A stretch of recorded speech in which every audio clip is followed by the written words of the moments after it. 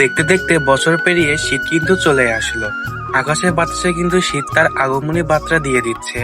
আর এই শীতের মধ্যে কিন্তু হাঁসের মাংস ভুনা কিন্তু খেতে অনেক মজা লাগে। তো হ্যালো বন্ধুরা, কেমন আছেন আপনারা সবাই? রাফিজ রিল লাইফে আপনাদেরকে স্বাগত। তো আজকে আমি আবার আপনাদের মাঝে নিয়ে এসেছি হাঁসের মাংস ভুনা রেসিপিতে চলে যাওয়া যাক।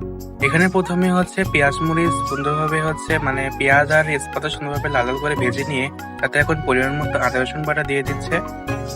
দিয়ে দেওয়ার পরে পরিমাণ মতো গুঁড়ো মশলা, লবণ, হলুদ, মরিচের গুঁড়া দিয়ে সুন্দরভাবে এখন মশলাটা কষিয়ে নেবে। তো তেলের পরিমাণটা একটু কম হয়েছিল আমাদের, আমরা পরিমাণ মতো আবার তেল দিয়ে দিলাম, দিয়ে সুন্দরভাবে এখন মশলাটা কষিয়ে নিব। আজকে ব্যবহার করবো আমরা হচ্ছে এখানে গরম মশলা, কিন্তু আমরা ভেজে নিইনি, কাঁচা মশলাই আমরা ব্লেন্ডারে গুঁড়ো করে নিয়েছি। নেওয়ার পরে আমরা এখন হচ্ছে গুঁড়ো মশলাগুলো দিয়ে সুন্দরভাবে আবার মশলাগুলোকে সুন্দরভাবে কষিয়ে নিব। তো মশলাটা সুন্দরভাবে আপনারা কষিয়ে নেবেন।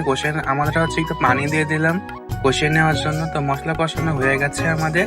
এখন আমরা এর মধ্যে সেই আগে থেকে কেটে পরিষ্কার করে রাখা হচ্ছে হাঁসের মাংসগুলো দিয়ে দিলাম। দিয়ে সুন্দরভাবে এখন কষাতে হবে। আর এই মাংস যত কষাবেন তত কিন্তু মজা লাগবে এবং লবণ ঝাল সব মাংসের মধ্যে ঢুকে যাবে। তো দেখতে দেখতে আমার মাংস কষানো হয়ে গেছে, তেল ছেড়ে দিয়েছে। একটু পানি দিয়ে সুন্দরভাবে অনেকক্ষণ কষিয়ে নিলে পরে কিন্তু এরকম একটা তৈরি হয়ে যাবে। তো এখন পরিমাণ মতো পানি দিয়ে সুন্দরভাবে মাংসটাকে সেদ্ধ করে নিতে হবে। তো ফাইনালি দেখুন আমাদের কিন্তু মাংস রান্না হয়ে গেছে। দেখতে কি চমৎকার হয়েছে এবং অনেক লোভনীয়, খেতে কিন্তু অনেক মজা ছিল। তো এখানে আমি এখন হচ্ছে নিয়ে নিয়েছি শুক্রবার স্পেশাল আমাদের আছে হাঁসের মাংস হয়েছিল। তো হাঁসের মাংস মাছ ভাজি দিয়ে সুন্দরভাবে আমি এখন খেয়ে নিচ্ছি।